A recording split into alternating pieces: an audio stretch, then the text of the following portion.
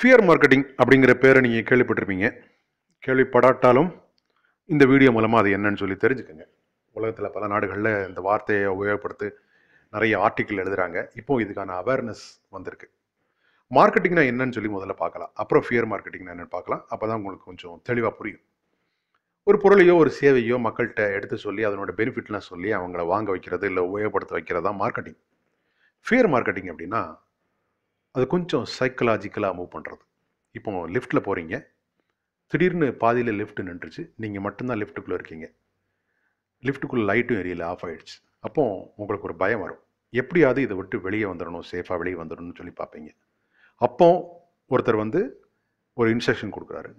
ஒரு பட்டன் அமுக்குங்க, கதவு திறக்கும், சின்னதாக வழி இருக்கும், அது வழியாக நீங்கள் வெளியே வந்துடுங்க, அது வரைக்கும் நாங்கள் லிஃப்ட்டு நிறுத்தி வச்சுருக்குறோம் அப்படிங்கிற மாதிரி சொன்னால் உடனே நீங்கள் அந்த மாதிரி செஞ்சு வெளியே வர்றதுக்கான வாய்ப்பு இருக்குது. ஏன்னா உங்கள் மனசு ஃபுல்லாக என்ன சொல்யூஷன் இந்த பிரச்சனையிலேருந்து வெளியே வர்றதுக்கு அப்படின்னு தான் யோசிச்சுட்டு இருக்கோம்.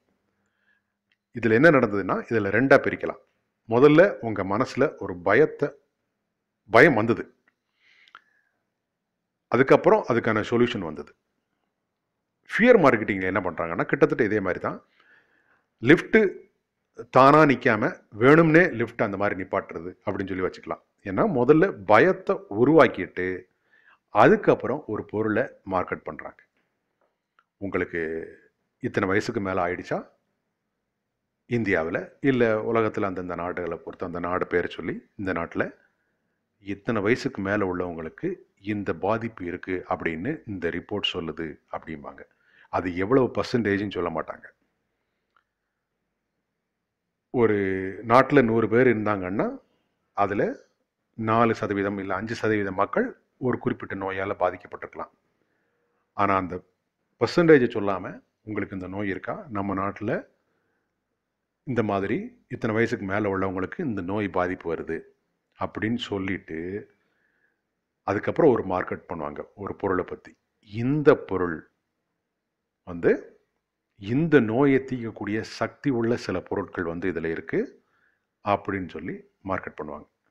அப்போ நம்ம என்ன பண்ணுவோம், முதல்ல பயப்படுவோம், இந்த நோய் நமக்கு வந்துருமோன்னு. அப்புறம் இந்த பொருள் நம்ம சாப்பிட்டோம் அப்படின்னா அந்த நோய் நமக்கு வராது, அதை தீர்க்கக்கூடிய மருந்து இதில் இருக்குது அப்படின்னு தெரிஞ்சுக்கிட்டு நம்ம போய் அந்த பொருளை வாங்குவோம்.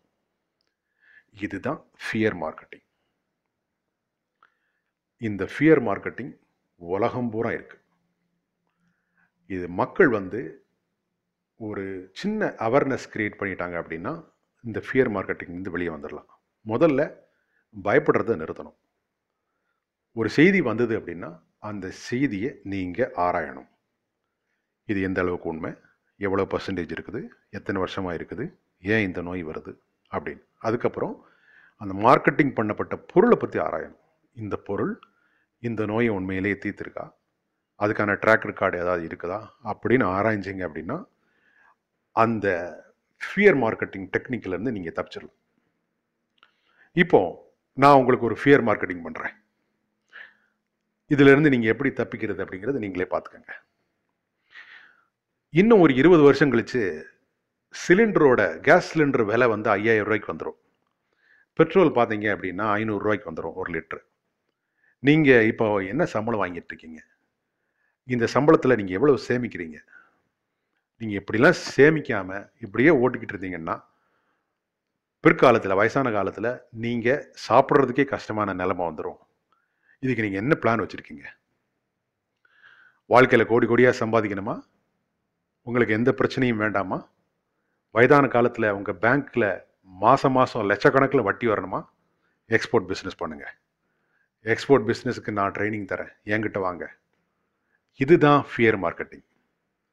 புரிஞ்சுதா? இப்போ நான் முதல்ல உங்களுக்கு ஒரு ஃபியர் கொடுத்தேன், அதுக்கப்புறம் நான் வந்து என்னோட எக்ஸ்போர்ட் ட்ரைனிங்கை வந்து உங்ககிட்ட மார்க்கெட் பண்ணேன். இது ஃபியர் மார்க்கெட்டிங். இதை நீங்கள் நல்லா புரிஞ்சுக்கணும். இன்ஃப்ளேஷன் எல்லா நாட்டிலையும் இருக்குது. உங்களோட சின்ன வயசில் நீங்கள் இப்போ அபோவ் 40 வைங்களேன், ஒரு 10 வயசில் உங்கள் ஊரில் பஸ் டிக்கெட்டுக்கு நீங்கள் எவ்வளோ செலவழிச்சிங்க, உங்கள் பேரண்ட்ஸுக்கு என்ன வருமானம் இருந்தது, அதை பாருங்கள். இப்போ அதே ட்ராவலுக்கு பஸ்ஸு டிக்கெட்டுக்கு என்ன செலவு, இப்போ எவ்வளோ வருமானம் இருக்குன்னு பாருங்கள். ஸோ எவ்வளவு விலைவாசி ஏறினாலும் அதுக்கு ஏற்றபடி வருமானமும் ஏறுது. அதுக்காக சேமிக்க வேண்டாம்னு நான் சொல்லலை, சேமிக்கணும் கண்டிப்பாக. ஆனால் இந்த மாதிரி மார்க்கெட்டிங், ஃபியர் மார்க்கெட்டிங் பண்ணும்போது ரியாலிட்டியை நீங்கள் புரிஞ்சுக்கிறதுக்கு ஒரு எக்ஸாம்பிளாக சொன்னேன். ரெண்டாவது, எக்ஸ்போர்ட் ட்ரைனிங் போனவங்க எல்லாரும் கோடி கோடியாக சம்பாதிக்காங்களா? அதை பாருங்கள். எத்தனை பேர் எக்ஸ்போர்ட் ட்ரைனிங் போகிறாங்க, கண்டக்ட் பண்ணுறாங்க, அவங்ககிட்ட எத்தனை பேர் ட்ரைனிங் எடுக்காங்க, ட்ரைனிங் எடுத்ததோட சக்ஸஸ் ரேட் என்ன, இதெல்லாம் அனலைஸ் பண்ணீங்க அப்படின்னா உங்களுக்கு ஒரு தெளிவு கிடைக்கும். இதுதான் ஃபியர் மார்க்கெட்டிங்லேருந்து வெளியே வர்றது. நான் மற்ற எந்த கம்பெனி பேரை சொல்லி, ப்ராடக்டை சொல்லி நான் உங்களுக்கு உதாரணம் சொல்ல விரும்பலை. ஸோ அதனால தான் நான் என்னோட சப்ஜெக்டே ஃபியர் மார்க்கெட்டிங்காக நான் மார்க்கெட்டிங் பண்ணால் எப்படி பண்ணுவேன் அப்படிங்கிறத நான் உங்களுக்கு சொல்லியிருக்கிறேன். அதனால் இதை நான் இந்த ஃபியர் மார்க்கெட்டிங் சப்ஜெக்ட் நீங்கள் யாரும் சீரியஸாக எடுத்துக்க வேணாம்.